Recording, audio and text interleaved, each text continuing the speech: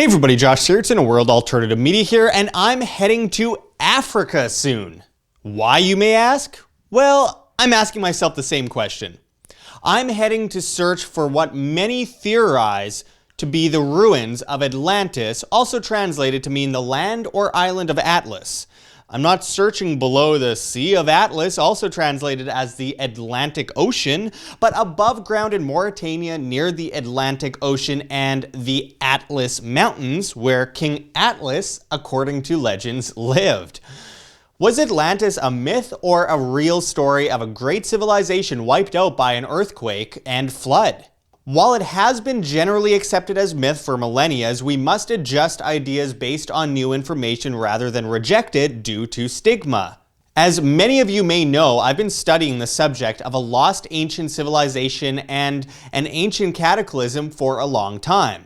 After Jimmy at Bright Insight here on YouTube spotlighted the work of George S. Alexander and Natalis Rosen and their film Visiting Atlantis, I became incredibly invested in researching the very real possibility that Atlantis, an ancient city and civilization that we've been told to believe to be myth, in actuality did exist before the dynastic Egyptians, before Stonehenge, closer to the time of Göbekli Tepe, around the Younger Dryas period, in the most remote part of what is now the Sahara Desert. At the Richat Structure, in an area that was once lush with jungle and likely partially submerged in water, pushed up by plate tectonics in the thousands of years that have passed since, Mauritania houses the Richat Structure, also known as the Eye of the Sahara, close to the ancient town of Ouaddaine, a vast wasteland covered in ancient seashells.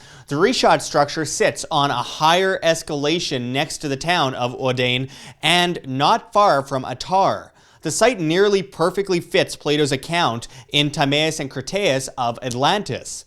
Plato recounted the story of Atlantis from information given to his ancestor Solon by ancient Egyptians who at that time possessed the most detailed accounts of history. Plato insisted the story to be true, and if he were making it up, his whole reputation could have easily been ruined if one were to go to Egypt themselves and substantiate during his time. According to Plato, Critias said the following to Socrates, and I quote, "Then listen, Socrates, to a tale which, though strange, is certainly true, having been attested by Solon, who was the wisest of the 7 sages." Whether the name Atlantis was the original name or not is highly suspect, obviously, as Atlantis is a Greek/Latin word, as is the Atlantean god Poseidon. So we can debate the language and translations, as well as the notion that Atlantis fought with Athens, which of course couldn't have been true unless Athens in reality dated back to the last ice age. But the story itself fits many scientifically proven events going back to the Younger Dryas period that have come to light in the past 20 years especially. The main circular rings which make up the Richat Structure are 23.5 kilometers around, exactly equivalent to the ancient Greek stadion measurements Plato laid out of Atlantis. Plato claimed that it was 127 stadia around, but with that said, there is a variance as some people measure stadia differently, which could change the measurements. But measuring stadia from the generally accepted formula would make it exact with the Richat Structure all the same. The Richat also opens up to the south as if water once reached its southern point, as Plato claimed. It has mountains to the north with ancient rivers running down the sides, as Plato claimed. There are examples of structures built along the mountains outside of the rings, like was detailed by Plato, as guard areas. We will be going to many of those coordinates. There are saltwater wells along the lower points where water would have flowed around the rings like Plato claimed. Meanwhile, get this, there is fresh water at the center island where a well was dug by locals as Plato claimed. Talk about a near perfect correlation. There are countless petroglyphs throughout the area that show animals who haven't existed for many thousands of years, when the area, in fact, was lush with plant life previous to it being a desert. This doesn't prove there was an advanced society there, but certainly that people were there before the Sahara was mysteriously wiped out and turned from jungle to desert almost instantly. There are well-crafted artifacts found within the sand. It can easily be seen from the sky that water washed through the area at one point. Scientists believe the sands of the Sahara originally came from the ocean, fitting the Great Flood cataclysm. It also appears that much of the land slid off the mantle into the ocean, but again, there are countless millions of seashells going hours inland from the Atlantis in the region. They have also found whale skeletons and boats deep in the desert. The escalated region where the Richat structure is show a mountainous area where geologically it appears water erosion exists, so much so that it appears the ocean once reached the site, adding to what Plato described as an island of some kind. The rock colors and resources in the area match Plato's description. Plato noted that the rocks in the region of Atlantis were black, white, and red, as are the rocks surrounding the Richat. The ancient Egyptians claimed they themselves were somewhat of an outpost of Atlantis that survived the Great Cataclysm. King Atlas was the first of many sets of twins and triplets. Second to Atlas was his brother Gades, which was one of the ancient names for Spain, the region Plato described as being next to the region Atlantis was in. Of course, Spain is just above the Strait of Gibraltar and Morocco, in ancient times Mauritania and Libya. Morocco meets the disputed country of Western Sahara, which meets beneath it and partially to the east, Mauritania, where one will find the Richat structure. As mentioned earlier, it's right by the Atlas Mountains, the Sea of Atlas known today strictly as the Atlantic Ocean, and in the land where the so-called mythical King Atlas of Mauritania reigned. Atlas, King of Mauritania, is the name taken into account when Gerardus Mercator put together the first collection of maps, which he called an atlas in the 16th century. Another great YouTuber by the name of 20 Years in Taiwan did an excellent job putting ancient maps together, focusing on the region, showing that many maps show rivers going right up to where the Richat structure is, alongside countless ancient towns, and of course, as Bright Insight also showcased, one ancient map by Herodotus marks a place called Atlantis, right where the Richat structure is today. The map isn't great and there are many inaccuracies in the map, but it shows this place called Atlantis right by the Pillars of Hercules, the Strait of Gibraltar generally. Though it does show Ethiopians far too north and the Nile running kind of crooked, but you get the picture.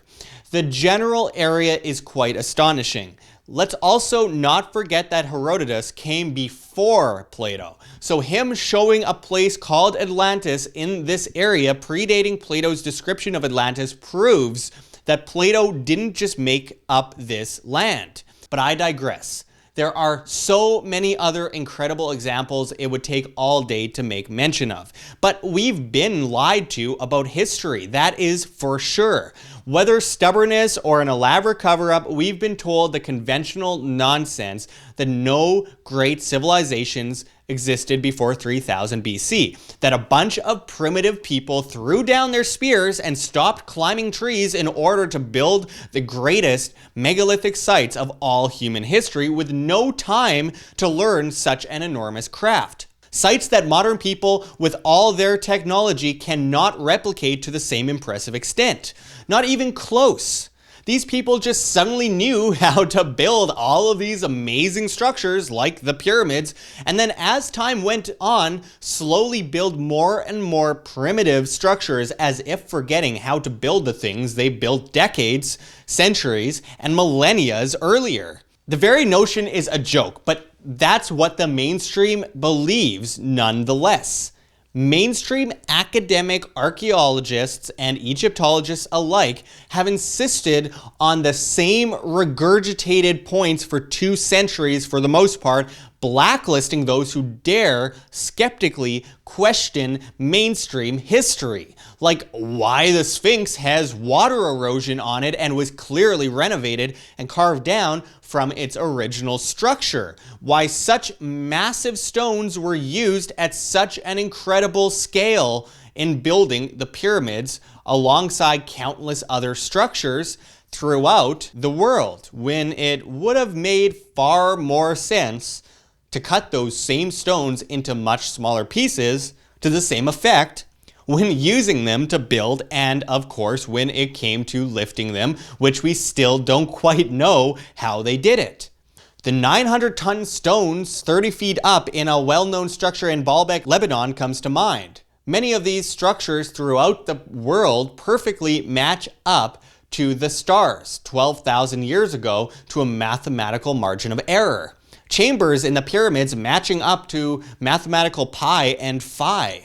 Then there's the absolutely incredible structures throughout Inca, Aztec, Mayan, and Olmec lands, as we've recently gone into with world-renowned researcher Brian Forrester in an interview, that are so incredibly well cut to precision and show signs of power tool marks that one has simply got to open their minds to the countless possibilities that we have been far too close-minded over the past few hundred years to comprehend.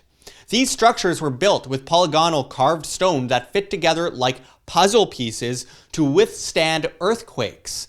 Then we're supposed to believe the more primitive Inca stonework on top of these perfectly fitting stones were all built at the same time.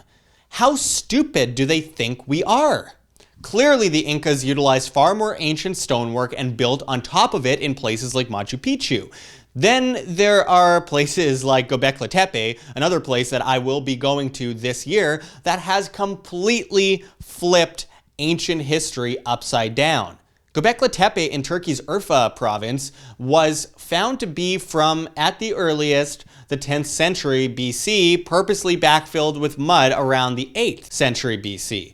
We are to believe that primitive people randomly built an incredible structure far bigger than Stonehenge, to say the least, before they could even farm. They then built it over and over again, constantly burying the previous version of the site and rebuilding.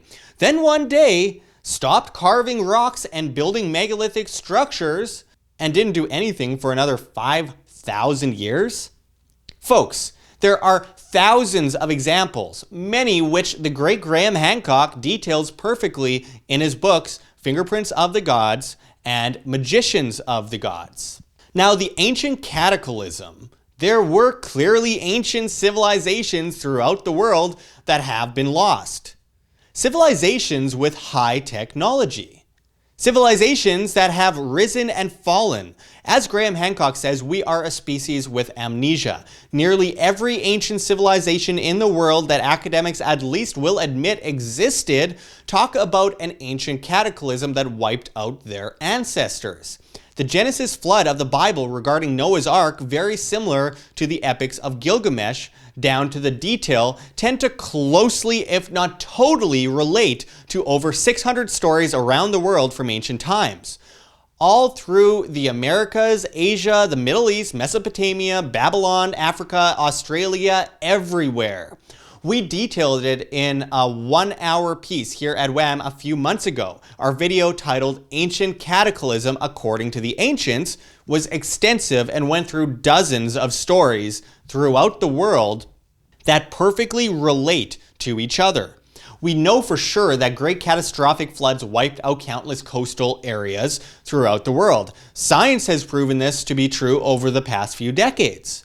We know the greatest cities tended to be close to the coastlines, as they are today as well. We see clear evidence of a great cataclysm having hit near the Richat Structure back in ancient times. We see extensive water erosion on the Richat Structure as a matter of fact. We've covered the fact that a massive meteor hit Greenland, creating the Hiawatha crater, likely around the end of the Younger Dryas period. We know that this would have melted vast amounts of ice all at once, possibly shifted the magnetic poles and created waves and heightened water levels throughout the oceans of the world.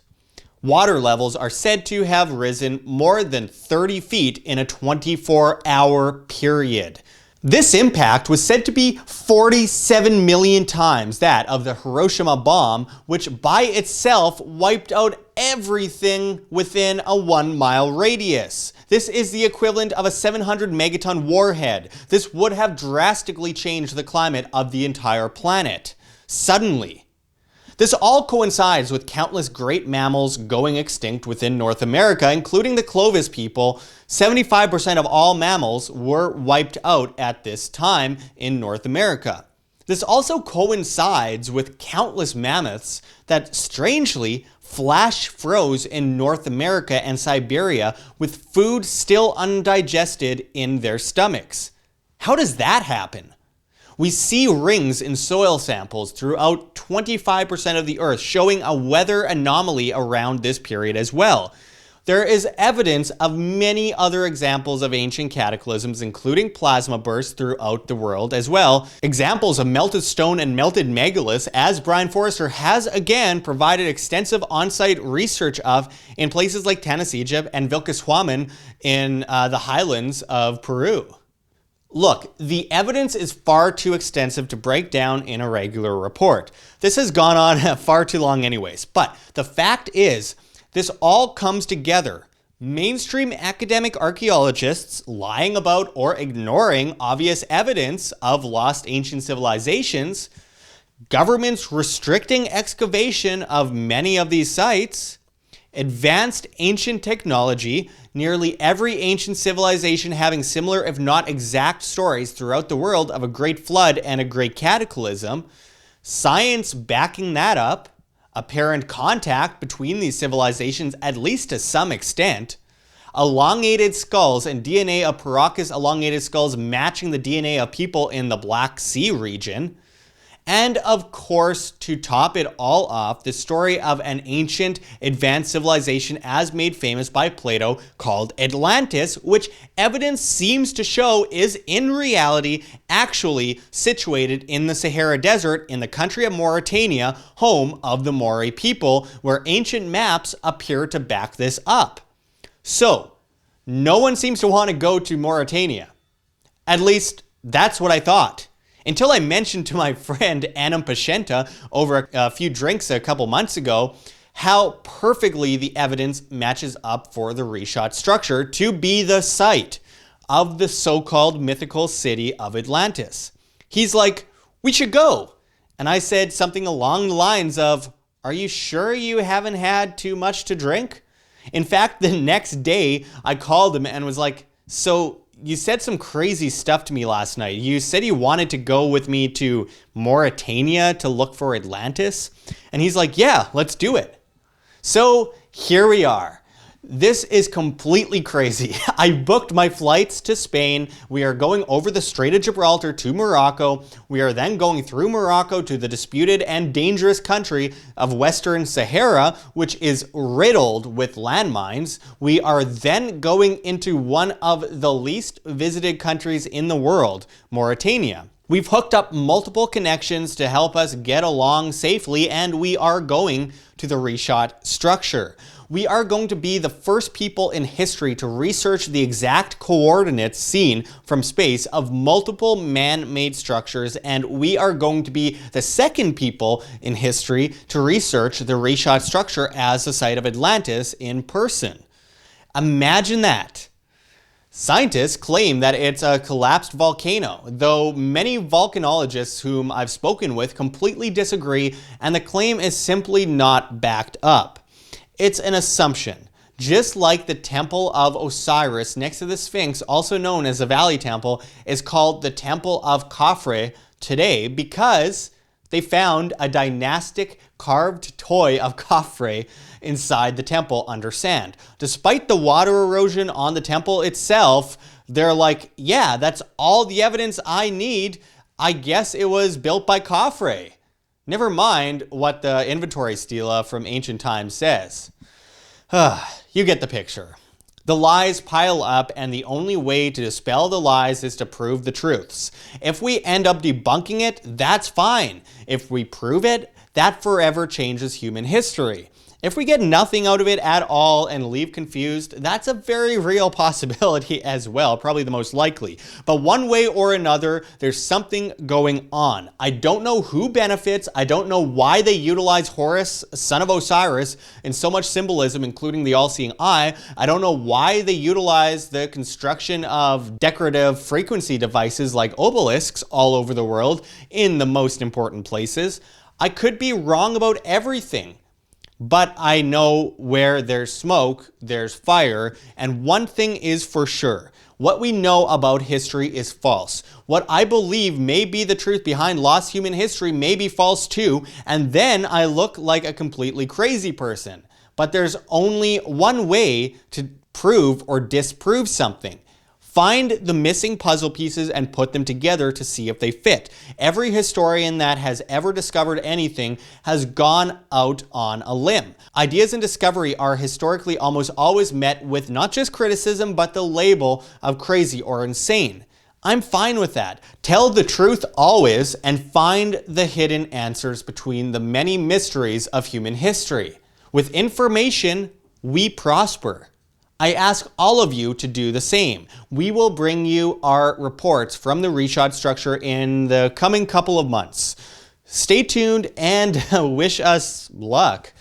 Also, please make sure to subscribe. Check our playlist called Ancient Civilizations for many comprehensive breakdowns of this incredibly interesting subject matter. And please check out our subscribe star in the description of this video, where we will be posting subscriber-only content in the future. YouTube has heavily shadow banned this channel, where often we will only reach 1% or so of our subscribers. We can't do it without all of you. Thank you. This is Josh Sigurdson signing out from World Alternative Media.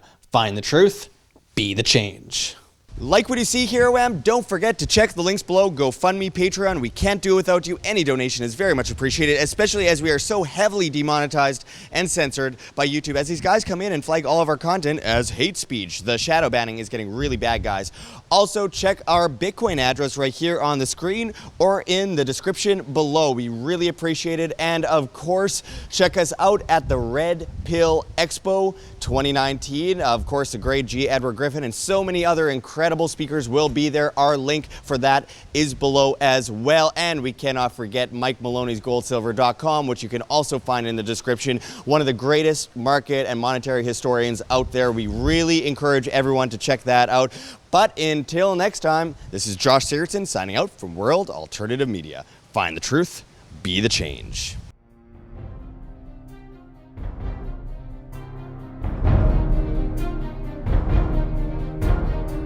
I'm sure you have already changed people's minds in your young age because you're involved, and I like that.